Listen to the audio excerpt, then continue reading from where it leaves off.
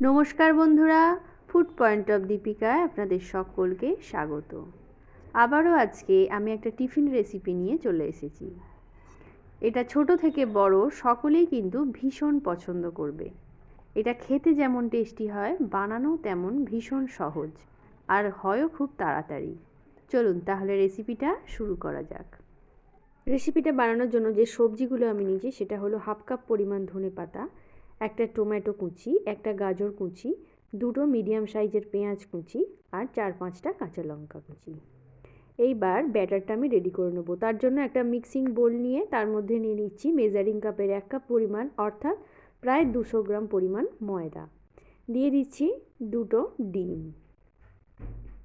এইবার যে সবজিগুলো আমি রেডি করে রেখেছি কেটে, সেইগুলো একে একে সব অ্যাড করে দেব।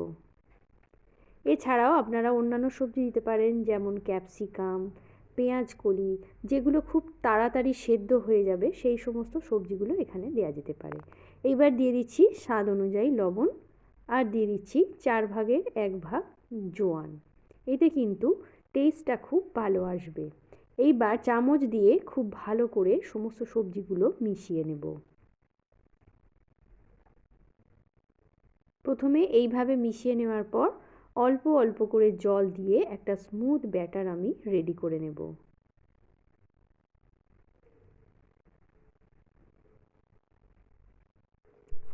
আটা ময়দা মাখা বেলার ঝামেলা ছাড়াই সবজি দিয়ে ময়দা দিয়ে এভাবে যে টিফিন রেসিপিটা অনায়াসে রেডি হয়ে যায় এবং খেতেও এত সুস্বাদু হয়, বাড়িতে অবশ্যই করে একবার ট্রাই করে দেখবেন। এইভাবে অল্প অল্প করে জল দিয়ে রেডি করে নিতে হবে। খুব বেশি পাতলা হয়ে গেলে কিন্তু একদম কড়ার চারিদিকে ছড়িয়ে যাবে, এটা কিন্তু একদমই শেপ ভালো হবে না। এইবার আমি গ্যাসের উপর একটা ফ্রাইং প্যান বসিয়ে দিয়েছি। এবার তাতে সামান্য তেল ব্রাশ করে নিচ্ছি। তেলটা ভালো করে লাগিয়ে নেওয়ার পর আমি 2 হাতা ব্যাটার আস্তে আস্তে করে স্প্রেড করে নেব। যেহেতু এখানে কিছু সবজি আছে তাই খুব একটা গোল হবে না, তাতে কিন্তু টেস্টের কোনো হেরফের হবে না, খেতে কিন্তু দুর্দান্ত হয়। আস্তে আস্তে করে এইভাবে দেওয়ার পর আমি ঢেকে দেব 2 মিনিটের জন্য। ফিরে আসছি 2 মিনিট পর। 2 মিনিট পর দেখুন আমার ওপরটা কত সুন্দর ড্রাই হয়ে গেছে আর সবজিগুলো কিন্তু বেক হয়ে গেছে। এইবার আস্তে আস্তে করে ওপর দিকটা একটু তেল ব্রাশ করে নিয়ে আস্তে আস্তে এটাকে উল্টে দেব।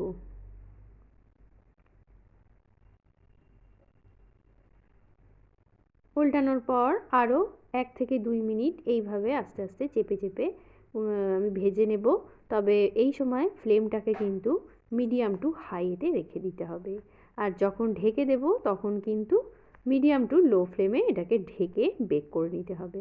সবগুলো আমি এই একইভাবে ভেজে নেব। তো বন্ধুরা, ভিডিওটা কেমন লাগলো? ভালো লাগলে লাইক শেয়ার ও কমেন্ট করতে ভুলবেন না। আর আমার চ্যানেলে নতুন বন্ধু হয়ে থাকলে চ্যানেলটা সাবস্ক্রাইব করার অনুরোধ রইল।